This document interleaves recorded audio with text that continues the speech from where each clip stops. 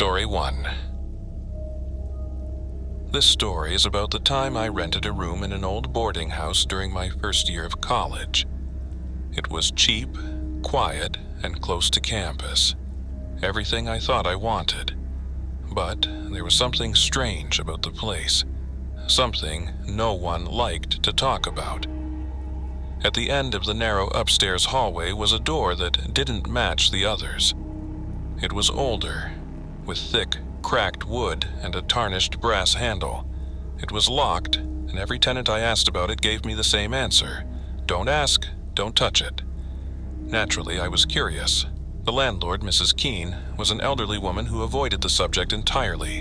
When I pressed her about it, she only said, "That door hasn't been opened in decades, leave it be." Her tone was firm, and the way her hands trembled told me she was terrified of it. I should have listened.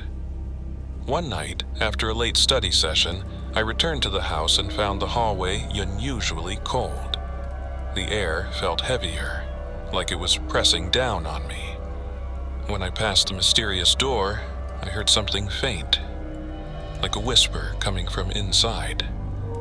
I stopped in my tracks. The whisper grew louder, more urgent, though I couldn't make out the words. My heart was pounding, but curiosity got the better of me.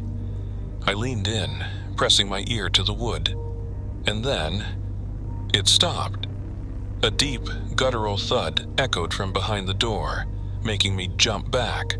I ran to my room, slamming the door shut, and didn't sleep a wink that night.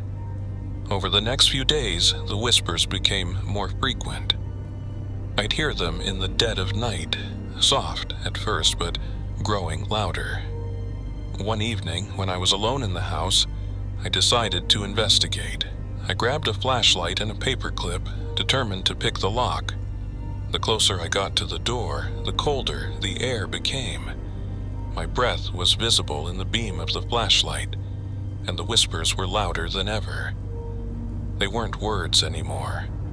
They were wails, desperate and angry. When I touched the doorknob, it burned my skin. I dropped the flashlight, and in that split second of darkness, I heard something scrape against the other side of the door, like nails dragging across wood. I stumbled back, and the hallway light flickered violently. The whispers turned into a deafening roar, and the door, it shook.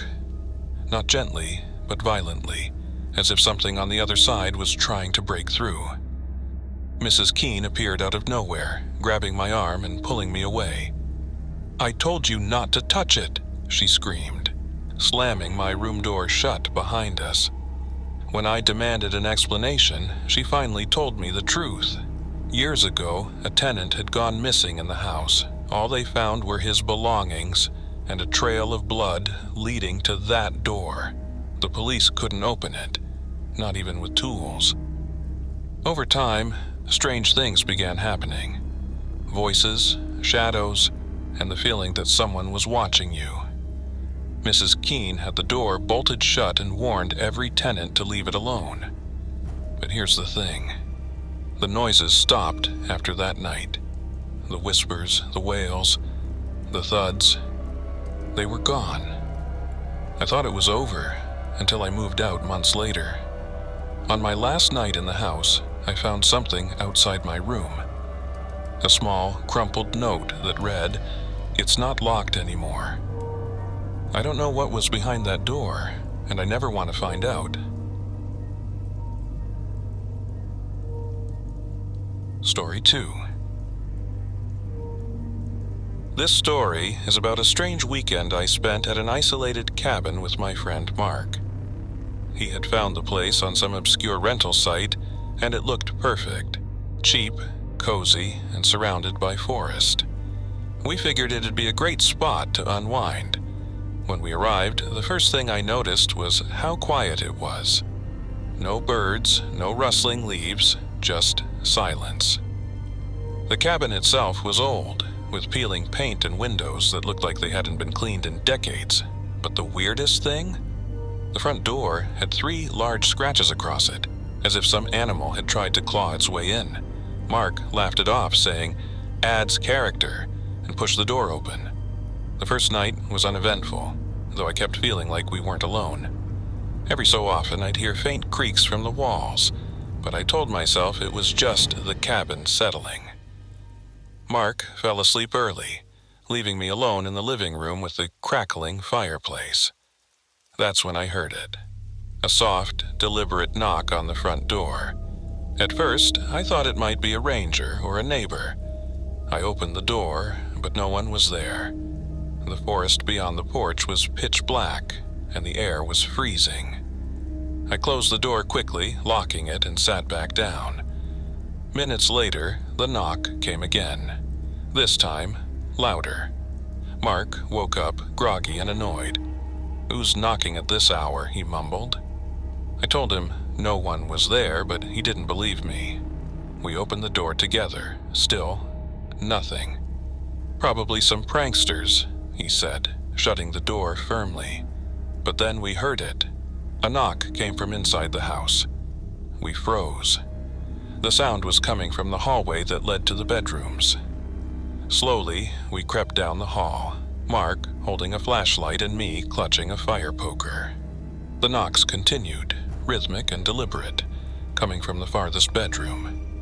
When we reached the door, Mark threw it open, and nothing. The room was empty. We were both shaken, but Mark tried to laugh it off. "Old houses make weird noises," he said, though I could see the unease in his eyes. We went back to the living room, but the knocking didn't stop. It was everywhere, on the walls, the ceiling, even the windows. It was as if the house itself was alive, trying to get our attention. Mark shouted, "Whoever you are, this isn't funny," but the moment he spoke, the knocking stopped. For a few seconds, there was silence. Then, 3 loud knocks came from the front door, harder than before. I hesitated, but Mark flung the door open. Standing there was a figure, a tall, shadowy outline with no face. Just a black void where its features should have been. It raised a hand and knocked on the open door, the sound echoing unnaturally loud. We slammed the door and barricaded it with furniture, our hearts racing. The knocking didn't stop, growing faster and more frantic as if it was trying to break through. And then, just as suddenly as it started, it stopped. We stayed awake all night, jumping at every creak and shadow. By morning, the house was eerily calm. When we stepped outside to leave, we found scratches, just like the ones on the front door, covering the walls of the cabin. We drove away as fast as we could, vowing never to return. The cabin was taken down from the rental site shortly after. I don't know what we experienced that night, but one thing's for sure. Some places don't want visitors. Story 3. This story is about the night I almost didn't make it home. A few months ago, I was driving cross-country to visit my family. It was a long drive, and by midnight I was exhausted. I decided to pull into a rest stop to stretch my legs and maybe grab some sleep. The place was almost deserted. A few flickering streetlights cast weak pools of light across the empty parking lot. The main building, a small restroom and vending machine area, looked old and barely maintained. I parked near the edge of the lot, away from the dim light. As I got out of the car, I noticed a sign near the entrance. "Stay in well-lit areas. Travel in groups." It felt like overkill. Who was even out here at this hour? Inside, the restroom was worse than I expected. The flickering fluorescent lights buzzed overhead, and the air smelled faintly of mildew. I was washing my hands when I noticed something strange in the mirror. The stall behind me, the one that had been empty when I walked in, now had a shadow beneath it, like someone was standing there. I froze, staring at the reflection. The shadow didn't move. Slowly, I turned around, but when I looked directly at the stall, it was empty. I laughed nervously, chalking it up to my tired brain playing tricks on me. I left quickly, deciding I'd rather sleep in my car. As I walked back to the parking lot, I realized something was off. My car wasn't where I had parked it. No, that's not right. It was there, but it looked different. The windows were fogged up like someone had been sitting inside. I walked closer, frowning. That's when I saw it. There was a figure sitting in the driver's seat. At first, I thought maybe someone was trying to steal my car. I yelled, "Hey!" and rushed forward. But as I got closer, the figure turned its head toward me. It wasn't a person. It was something else entirely. Its face was pale and featureless, like a mannequin, with the deep black holes where its eyes should have been. It tilted its head, staring at me. Then, it smiled, a wide, toothy grin that stretched impossibly far. I stumbled backward, too terrified to move. The figure opened the car door and stepped out. Its movements were jerky, almost mechanical, but it moved fast. I ran. I sprinted toward the rest stop building, my heart pounding in my chest. I burst through the door and locked myself in the bathroom. My phone had no signal, so I just sat there, trying not to hyperventilate. After what felt like hours, I heard footsteps outside the bathroom. Slow, deliberate steps, circling the building. Then, a knock. It came from the door, loud and purposeful. I didn't move. The knocking grew more insistent, and then it stopped. I stayed in that bathroom until sunrise. When I finally worked up the courage to leave, the parking lot was empty. My car was where I'd left it, and there was no sign of the figure. But there were scratches on the hood. Deep, claw-like marks that hadn't been there before. I never told anyone what happened that night.